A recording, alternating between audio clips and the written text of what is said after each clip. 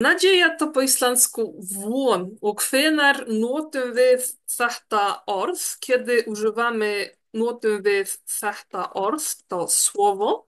Hvenær notum við þetta orð, tak? Między innymi używamy tego słowa, gdy chcemy powiedzieć, że się czegoś spodziewamy.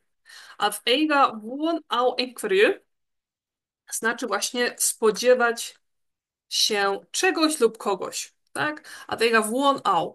Þannig að til dæmis þessi kona, ta kobieta, hún er,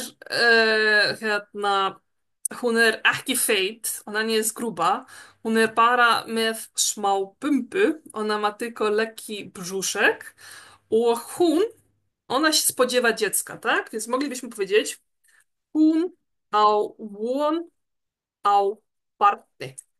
Tak, dziecko una łon au partny. I myślę, że każda z was, panie, myślę, że w pewnym momencie przychodzi moment, gdzie macie tego dość, tak? I þá einmitt pewnie dużo osób was się właśnie wtedy pyta, hvenær kemur barnið, nie? Kiedy przyjdzie to dziecko? Hvenær áttu von á barninu? Wtedy wy możecie właśnie znowu użyć słówka von w innej formie, powiedzieć vonandi bráðum. Tak, jak nie chcecie już się tłumaczyć. Vonandi bráðum, czyli mam nadzieję, że niedługo. Mam nadzieję, że niedługo. Hvenær kemur barnið? Vonandi bráðum.